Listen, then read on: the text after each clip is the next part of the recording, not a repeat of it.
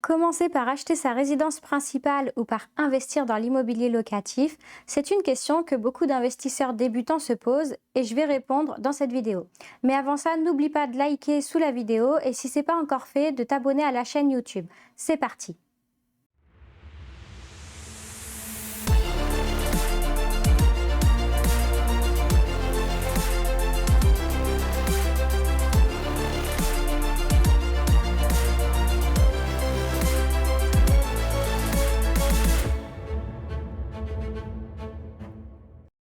Dans quel ordre commencer pour ne pas être bloqué par la banque? Je vais te partager tout de suite un exemple concret pour que tu puisses t'identifier et adopter la meilleure stratégie. Si tu regardes mon parcours, en fait, j'ai commencé à investir dans l'immobilier en 2012. J'ai acheté une maison que j'ai divisée en 6 logements. Puis j'ai acheté un immeuble de rapport de 6 lots en 2015. Et puis en fait, j'ai acheté ma résidence principale en 2016. Une résidence principale à 550 000 euros, donc une très belle maison avec un très beau budget. Ce qui ne m'a pas empêché en fait de continuer à investir. Dès 2018, j'ai racheté un immeuble de rapport de 5 logements.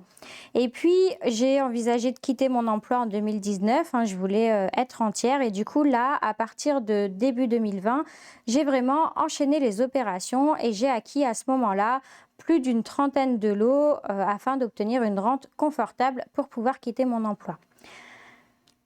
Donc, en fait, tu vois, il n'y a pas de règle. J'ai pu commencer par investir dans l'immobilier, j'ai fait du locatif et puis j'ai acheté ma résidence principale et puis j'ai continué à investir dans l'immobilier. Donc en fait, il n'y a pas de bonne ou de mauvaise stratégie. Ce qu'il faut faire surtout, c'est prendre certaines précautions et si tu respectes ces précautions, tu ne devrais pas être bloqué par la banque. La première précaution à prendre, c'est de ne pas tomber dans le piège de la résidence principale. En fait, quand on achète sa résidence principale, on achète pour soi et du coup, on a envie de se faire plaisir. Et de ce fait, on va des fois faire de mauvaises affaires parce qu'on va faire un peu l'achat coup de cœur et on peut être tenté d'acheter plus cher que le prix du marché. Donc la première précaution à prendre, ce sera de ne pas faire un achat coup de cœur. Ensuite, en termes de précaution, surtout, il va falloir respecter le taux d'endettement. Donc, tu sais qu'on ne doit pas dépasser 35% de taux d'endettement quand on fait un crédit. Ça veut dire que si tu gagnes 2 000 euros par mois, tu as droit d'emprunter 700 euros pour ta résidence principale qui ne rapporte pas d'argent. Si tu achètes du locatif, bien sûr, la banque prendra en compte une partie des revenus générés par ton investissement locatif pour calculer ta capacité d'emprunt.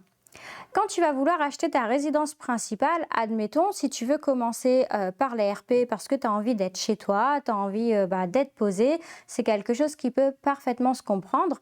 Mais si tu le fais, la précaution première à respecter, ce sera de ne pas aller au maximum de ta capacité d'endettement. Si tu arrives à acheter en ayant un endettement à 28-29%, ça te laisse encore de la marge pour réinvestir derrière.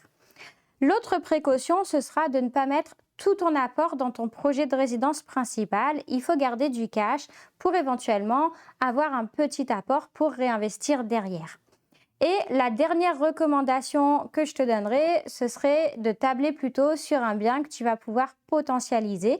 Potentialiser, ça veut dire développer un potentiel en fait. Donc une division, si tu divises un peu de terrain pour le revendre, pour construire dessus, ou des aménagements comme par exemple les combles ou les sous-sols qui sont un peu hors sol dans lesquels tu vas pouvoir faire un appartement indépendant.